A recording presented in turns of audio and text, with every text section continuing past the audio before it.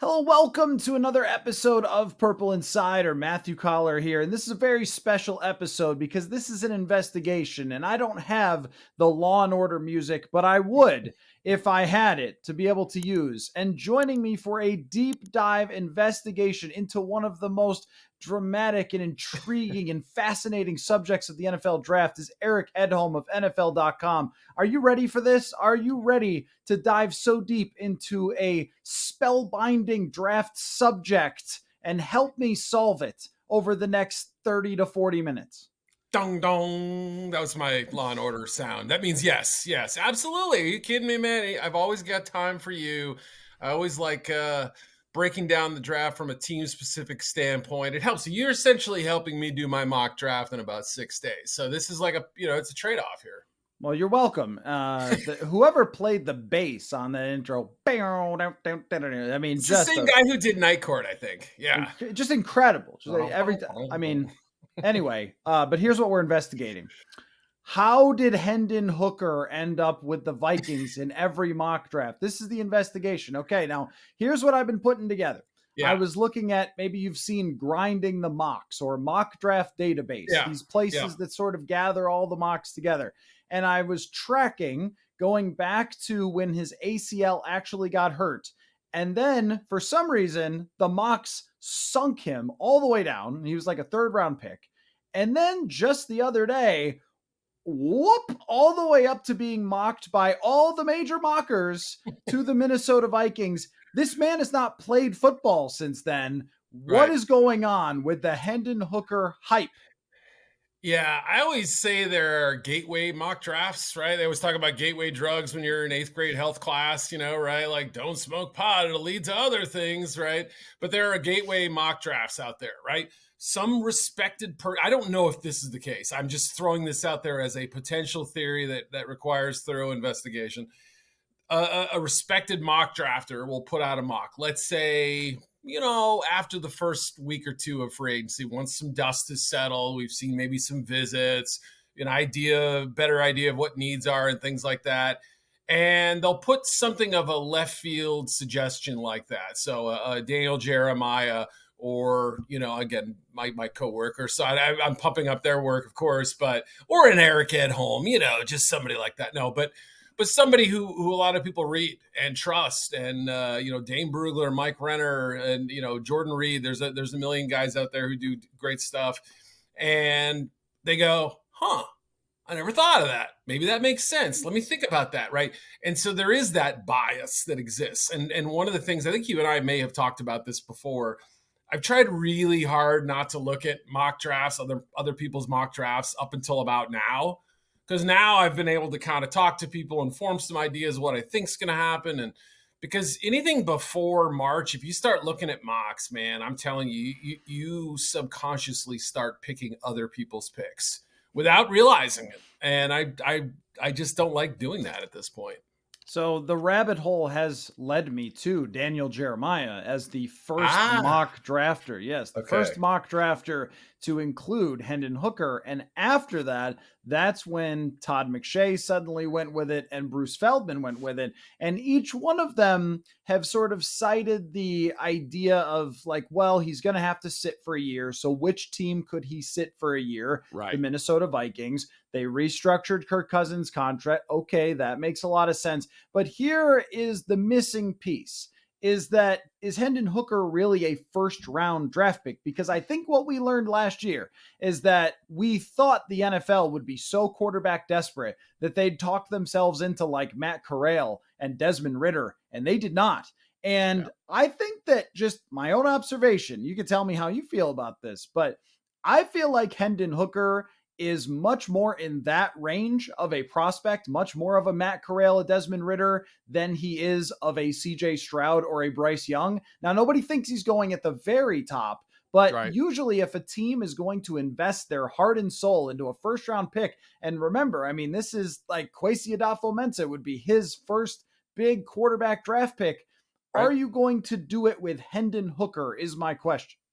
Yeah, I mean, we haven't seen in recent years, correct me if I'm wrong, I cannot recall one of those Teddy Bridgewater, Lamar Jackson picks where they come at the end of round one. They're used to gain the 5th-year option.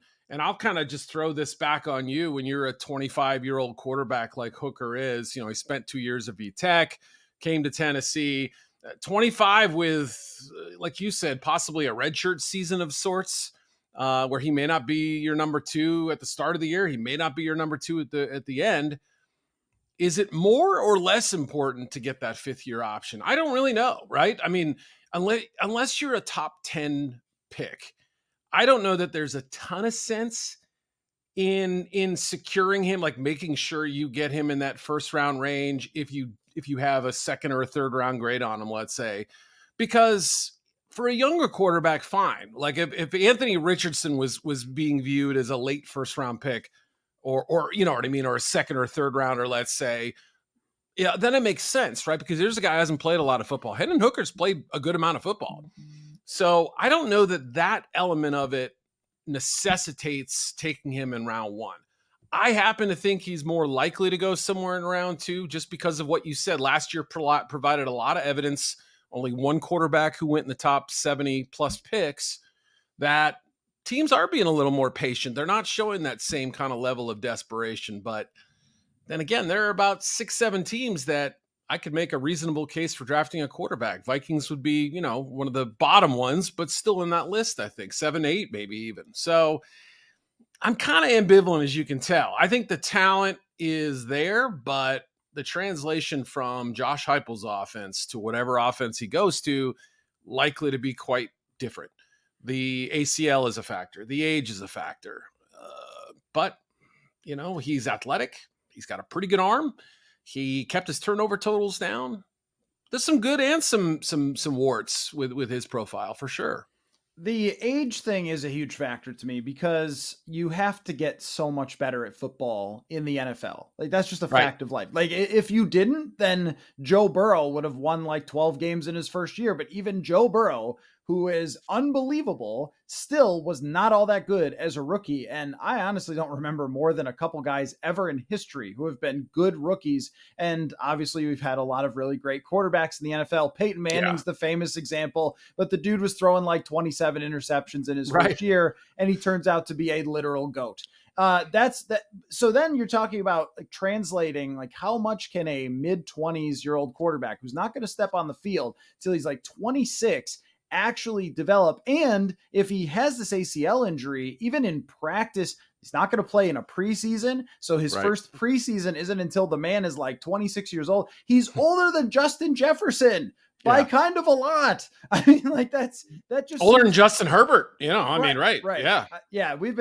There have been just a couple of jokes about Hendon Hooker's age on this. So the best one was somebody said that he gets like my 90s football references, which was pretty good. But I mean, this is why it's so mysterious to me, because there hasn't been a whole lot of luck. And Chris Winkie was a Minnesotan, so we can't be too hard on him. But it didn't go too good. And Brandon Weeden, it didn't go too good. Like there's a reason why guys who are this age, but I mean, I guess you could say that Joe Burrow was like 24, when he got drafted.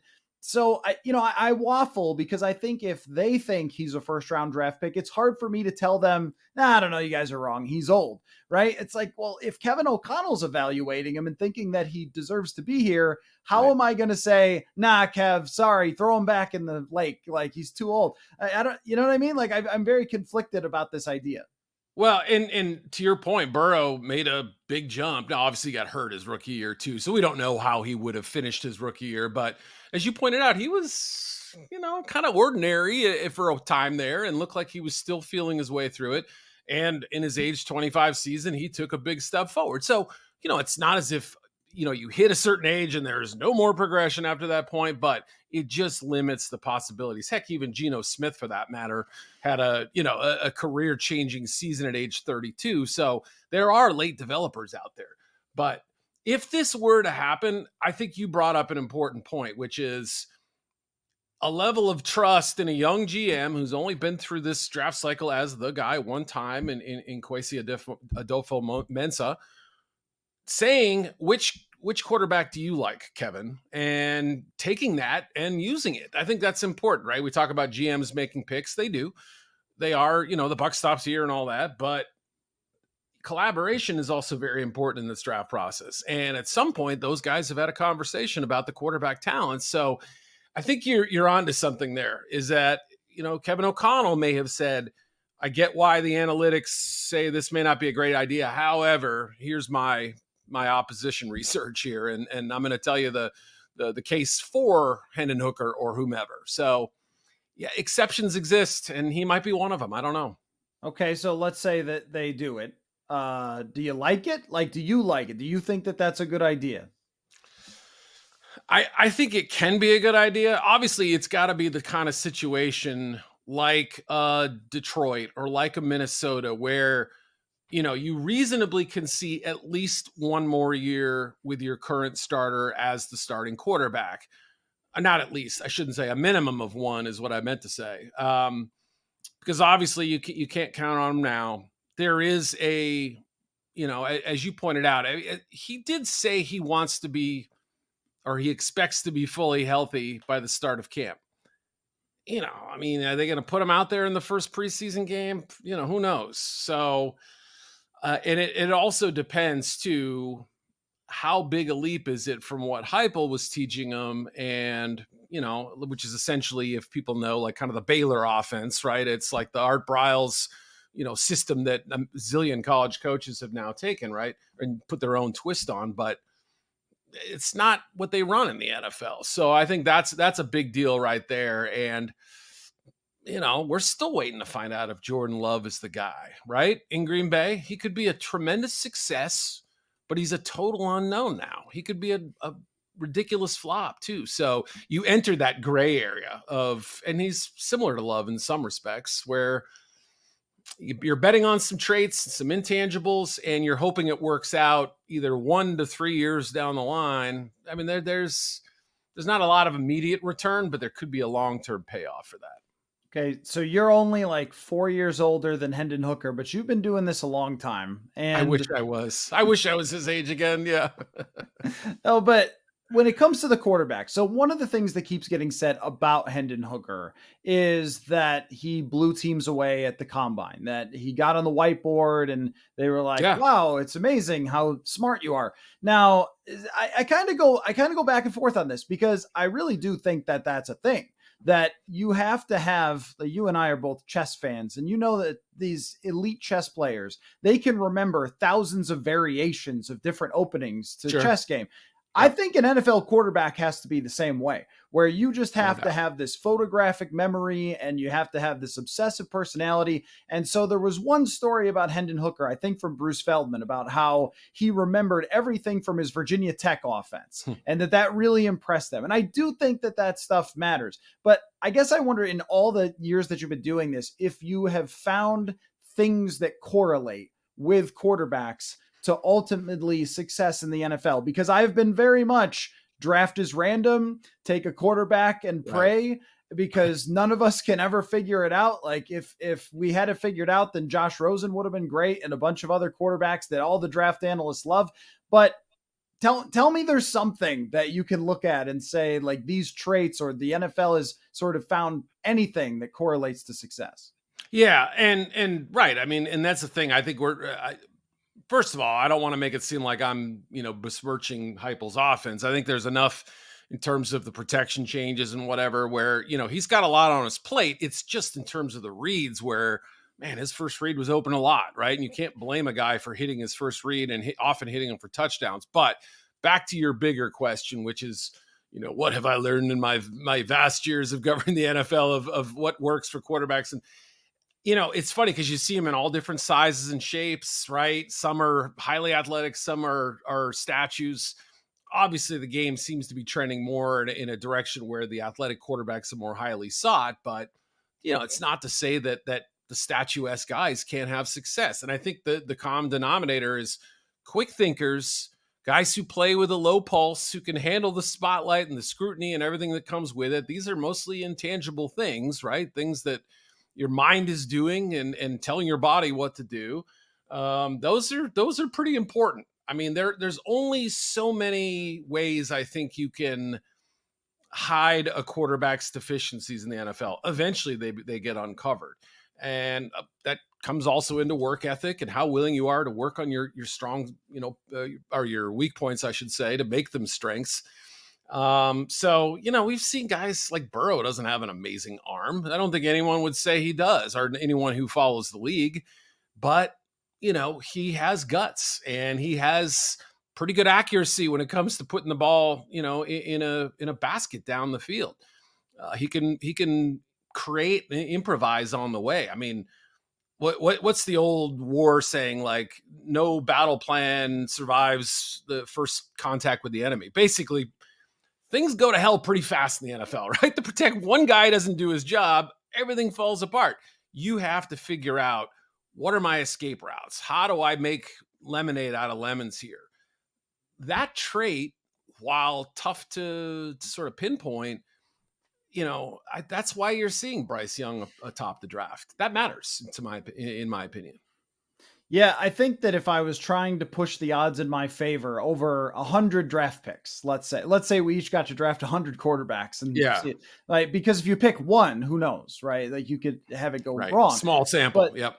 I think that toughness and pocket presence is probably the top, because I really learned a lot from Kellen Mond. There were a lot of people who loved Kellen Mond, but the one thing was the dude had no pocket presence whatsoever. Right. And I don't know that he had any sort of actual presence either. Like, the way that people responded to him and everything else, he was kind of like, you plug it in and he kind of has to do what he's asked to do, kind of a robo quarterback a little bit in college. He had good speed, but never used it. Desmond Ritter's like this. You're like, oh, he ran a 4.4. Like, feel free to show me where that is on tape anywhere. But so that's why, like, someone like Anthony Richardson is so interesting to me, because you can throw a check down better than he can, or more accurately, which is wild. But yet the guy gets rid of the ball when he's going to pass it. He gets rid of the ball, and he's got a toughness to his game, and he's got a presence to his game. And I think it was Georgia where they like beat him up early in the game, and he just kept battling. And I was like, you know what? Like, I know that this dude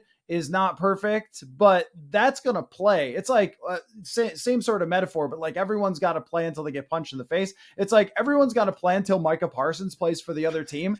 And I think, like, what football player would I say in the draft could play against Micah Parsons? And it's like, that guy, Anthony Richardson. So I think with someone like Hendon Hooker, I think that he does have like some intangibles that are kind of like this when I watch him. But I don't know if it's like the Bryce Young or the Anthony Richardson level. And I guess that's the only thing with Stroud that kind of like would hold me up a little. It's like, is this dude like a baller? I don't know. He's a great passer, but is he a baller? I think that if they're going in the first, then the NFL has decided they have the throwing skill to go in the first and stuff like that. So I can only really analyze all the other stuff. And like with Zach Wilson, the dude wasn't a captain for his team. Like, what? Like, that's a pretty big deal that maybe a lot of us overlook. So I don't know. It's forever captivating for sure. Oh yeah. And I mean, I that's why I think Levis has gotten, in my opinion, unfairly killed in this draft process. I wrote it the other day. I can't figure out for the life of me, other than the mayonnaise and the coffee thing, what did this man do to hurt everybody? Like, because he's getting beat up in a way that feels almost personal. I don't know. But his toughness is off the charts. And that's a big reason why I like him, is that, boy, if you didn't know better, first of all, he's just a competitor. Like, comes from a family of athletes, like one of those families where you look at him and which one of you aren't athletes? Like, it's pretty amazing. And he goes to the combine and says, I've got a howitzer, I've got a gun, a cannon, whatever he said. And I'm going to be my goal is to be the best quarterback in the league. And you kind of, you roll your eyes on one side, but on the other thing, you think, I don't know that I doubt him as far as his drive is concerned and his toughness this year, playing through 2 injuries, an ankle and a shoulder, and getting beat up behind a bad line. I mean, those things and what you mentioned with Richardson, I think are absolutely true and part of the evaluation. And just because you get beat up doesn't mean you make it in the NFL. But if you have that and a skill set to match, I like your chances better than some other guys. And this is why it's so hard, because I think that Will Levis or Anthony Richardson playing with Tennessee's football team just put up totally different statistics. I mean, Absolutely. Florida stunk. Like one of my favorite things has been watching like the NFL tape watchers who during the season, they analyze the NFL and then they get done with the league and they start looking at the draft and they're like, do you guys know Florida's team was so bad? Like, oh yeah, they're horrendous. Like Anthony Richardson has a good game and completes 30% of his passes because no one knows how to run a route or catch a football. And it's like, how am I supposed to evaluate that dude when he's playing on such a different playing surface than another dude? This exists in the NFL, and they're all NFL players who can catch the football and run routes. Like Brandon Cooks is playing for the worst team in the league. I mean, everybody's got good players, but Florida has no good players. Kentucky's probably even worse. And then Alabama and Tennessee, like everyone's wide open. The Levis idea has just totally dissipated from Viking land. But that was something that was coming up before of like, wait, if he drops to 14 or 16, right, should the Vikings look at him? But they also have like no draft picks. So yeah. I don't know if that like that's, but he makes more sense to me as a guy that at least is a beast. And somebody said something in the chat the other night when I was doing a live stream. They're like, look, if we're going to pick a quarterback, pick one that's a monster at least. Like you know what I mean? And so I think there is an argument for that. If you're going to do it, pick some dude who's an absolute freak show. And if you go wrong, you go wrong. The crude matter matters, right? Like you have to like, that's why I worry about Bryce Young, who I love. I mean, watching him is a pleasure. I mean, he covered up a lot of problems on that Alabama offense last year. There were some issues that didn't become issues because of Bryce Young, and you'd evade a sack, make a play, and you go, wow, even gaining 6 yards is a monumental victory on that play, right? But yeah, I mean, that's still, you got to think about the fact that his margin for error is going to be pretty small. He doesn't have a crazy whip for an arm. He's got a small frame, and the schedule is now 17 games plus playoffs. Like, that's my biggest holdup. That's why, I just can't 100% get behind him, is that the physical traits, you can't just be dismissed. Obviously Lamar Jackson's thin, and Kyler Murray has done some decent things in this league with a small frame. Drew Brees, who you name it, right? Russell Wilson, whoever. But having those physical traits allows you to get away with some other things at times. So yeah, it's another part of the equation. It's an imperfect science experiment, but we keep testing it, and eventually one of these years we'll come up with a good theory on how it actually should work. Maybe if we put Anthony Richardson and Bryce Young together, oh my then goodness, you would have the best quarterback in history. My head's spinning. So I want to ask you about receivers, because I kind of had my head explode a little bit the other day with the receiver discourse. I tend to think everyone is just down on this receiver, or like recently just down on the receiver class. Bruce Feldman's the beast. I was reading the receivers. He has Smith-Njigba as the only first-round prospect. And one of the things we have to factor here is that becoming a wide receiver 2 is fantastic. It's so great to become a wide receiver 2. And we have seen so many dudes in the late first or middle second who are like, well, I don't know if Deebo Samuel runs routes well enough, or Justin Jefferson was only in the slot. And there's just been all these criticisms of these guys who have become not just like good, but great. But I also don't want to downplay that Zay Flowers is like incredibly small. So he's fun to watch, but very small. That's why I kind of like Jordan Addison in this draft, but I wonder what you think of that concept, because that's been kind of a rant for me. I feel like that the scouting people are like, sorry, Bijan Robinson, you got to take him because he's a better prospect. Like, actually, that doesn't matter, because football isn't played by who's the better prospect. It's like positional value is a huge deal here. Absolutely. You're building a team. You're not just collecting talent, right? I mean, you think about all the quality number 2 receivers out there. I mean, Jalen Waddle's a number 2. I mean, Devontae Smith is a number 2, right? I mean, you could go down the line and Chris Godwin is a number 2, right? So this is not an insult. I think, like in the case of a Quentin Johnston from TCU, excuse me. I watched him and I thought, it's kind of like Mike Williams with the Chargers, where you say to yourself, he'll give you big plays. He's got some length. Do I think he'll ever be the alpha dog by himself? Probably not, but he'll be one of the best number 2s eventually, once he kind of gets his feet underneath him and stops dropping passes. But yeah, I mean, like that you have to have multiple weapons, as everybody knows. And I think there's a little bit of hand wringing when we use terms like that. But look, it doesn't stack up, this class of receivers, to what we've had the last 4 or 5 years. But the depth is okay. It's not bad. I think it just so happened that 4 of the best receiver classes in modern history all come in consecutive years. That's part of it. So maybe we were spoiled by the riches of that. This to me feels like a very typical year of what we used to expect of the position, which is, arguably 4 to 5 guys who could go in round 1. Maybe it ends up somewhere in the middle, half, 3 or something like that, 2. But yeah, you're having to look through some of the smaller guys. That's a theme this year. Addison's tiny. He's 173 pounds. Jalen Hyatt is really thin. He's 180 pounds. Zay Flowers, is 5'9". I mean, there's, with short arms. Are these guys slots only? That's what you have to ask yourself. Tyler Scott from Cincinnati is another one. Marvin Mims, Jaden Reed. There's a bunch of them that are in that 5'10", 180-ish range. And, you start looking, there's Tyler Lockett in the league. There's Stephon Diggs, a little bigger, but same sort of body. And then almost everybody else is like, 5'11", 6 foot, 195, 200 or higher.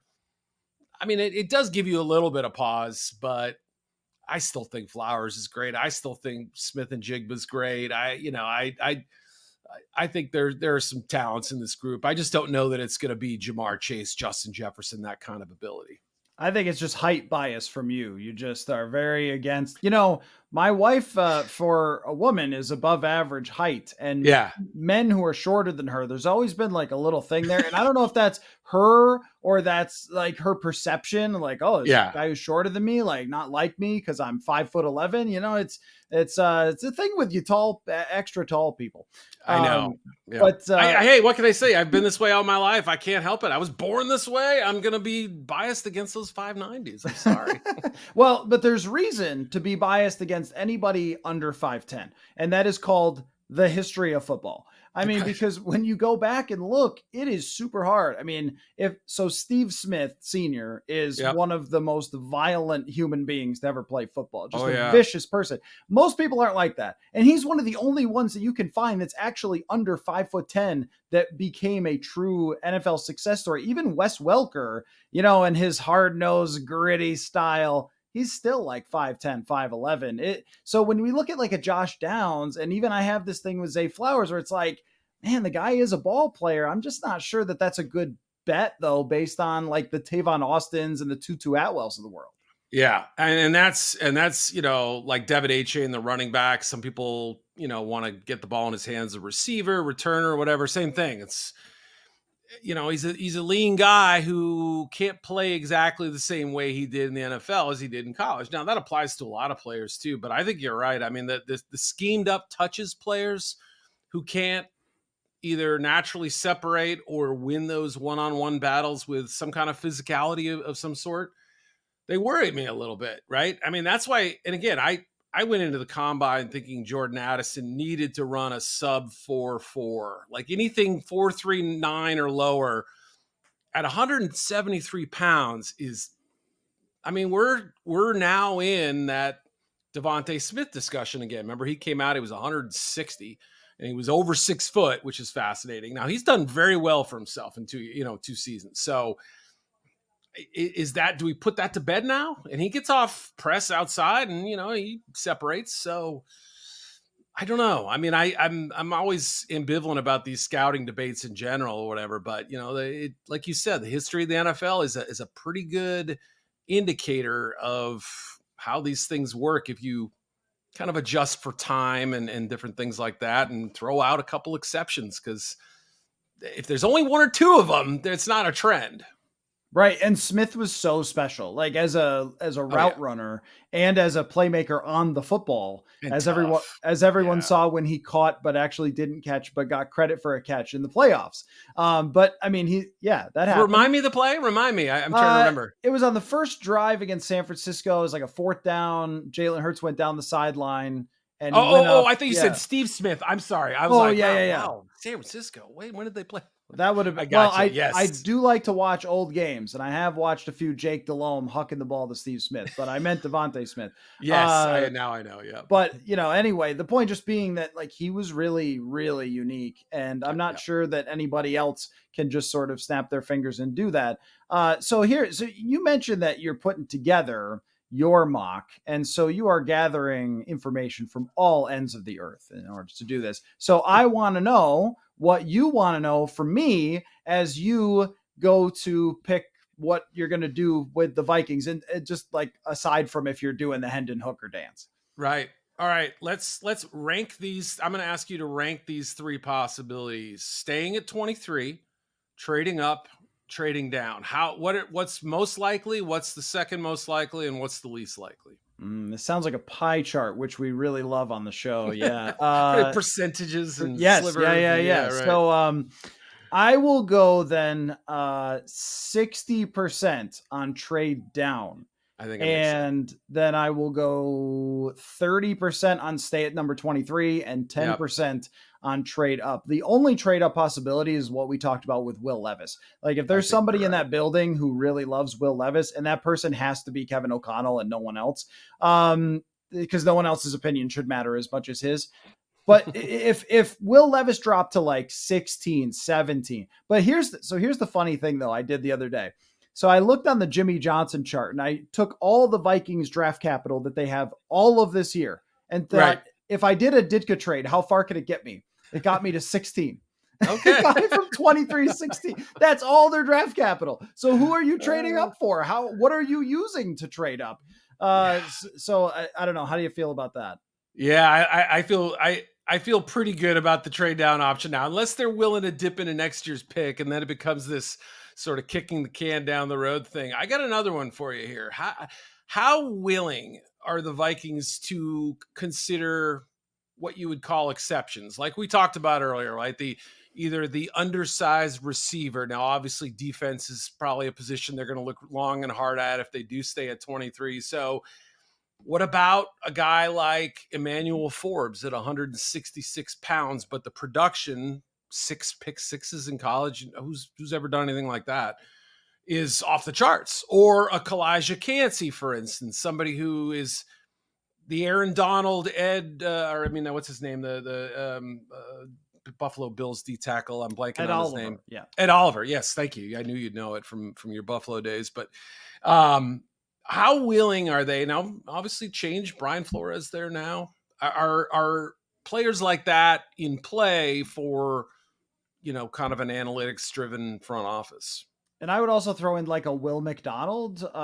Excellent call. Yes. He's like 230 something as an edge rusher, but they're going to use him as an outside linebacker. So I think that they are very willing to do that. And the evidence is just in last year's draft that, one, they win against the grain by even picking Andrew Booth Jr. Now, so far they've gotten burned on that, but I had heard, and maybe you've heard the same or different, but I had heard that some teams were just not even looking at him because he was so injured in college, and that they were pretty much terrified. But the Vikings said that even Kwesi Adofo-Mensah said he had gone to his people in the building and said, "Are you guys sure that we can do this with his injury history?" Yeah. And they were willing to kind of buck that. He's also not very big.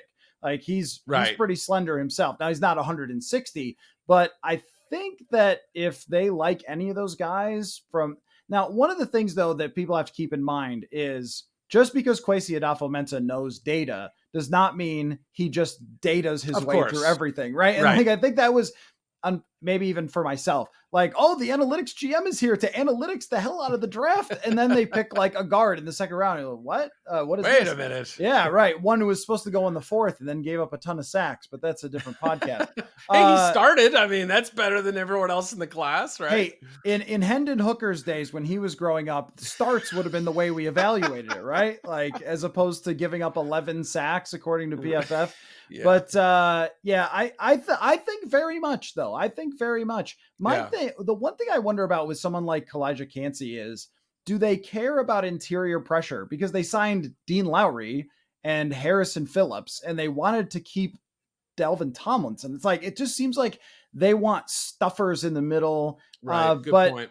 there's so much on the table here. I mean, they need a corner for sure, but also we don't really know what's going on with the edge position. We don't know like what Danielle Hunter's future is. There's a lot of stuff that's up in the air. And I feel like in this draft in particular, maybe give me your read on it, but I feel like if you're not willing to take little dudes, like you might as well just trade your draft picks for other stuff, because that's what this draft is. They especially at receiver, also at corner, even at safety for that matter. Like, there are a couple longer, taller, even, thickly built guys at that position. But yeah, I think you're right. I mean, running back, we have Jahmyr Gibbs at 199 pounds. Like, I don't know if people realize that's small. That's a specialty back weight, right? So this does apply.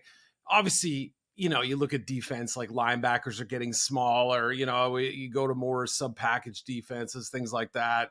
I mean, part of it is a trend in the industry, but also it's this draft class in particular. I think you're right. There's just not, outside of the freaks like Blake Freeland and Darnell Washington and whatnot. I mean, there really aren't those, or DeJuan Jones for that matter. I mean, those super long and thick and big guys, more of a smaller guy class, which is interesting to note. Okay. So now that I've given you this extra incredible insight here from Viking Land, yes, you don't have to give it away because you want people to click the mock, but give me like a couple things that you're considering. Yeah, I think I'd have to look at corner as an option. I wouldn't go in married to one pick. I try not to. Obviously, there's some you just can't avoid. But if you think about, let's say, corner for them at 23 is, Devin Witherspoon's going to be long gone. Christian Gonzalez is going to be long gone. I think Joey Porter is going to be gone. It comes down to almost like a Deonte Banks and Forbes we mentioned is another possibility. So, you've got to be pretty needy to just say, all right, no matter who's there at that position, we're taking them, right? We feel so good about the possibilities that, we'll take our fourth, fifth, or sixth corner. I mean, I don't know about that. So at least that's not how most teams go about it. Other position would be somewhere on that defensive front, I would imagine. At that spot, though, edge would be in play. I don't know that other than Cansey, there's at least not immediately, although I guess you could say Brian Bresee would fit that mold of kind of the tough physical guy up front. I mean, that's not exactly what he does best, but he could still thrive in a system like that. So I don't know. It's going to be a tricky team projection for sure, because I think this is going to be, just big picture, this is going to be one of the hardest drafts to make a mock for and have any hope for accuracy. I did well last year. I'm not assuming I'll do well this year.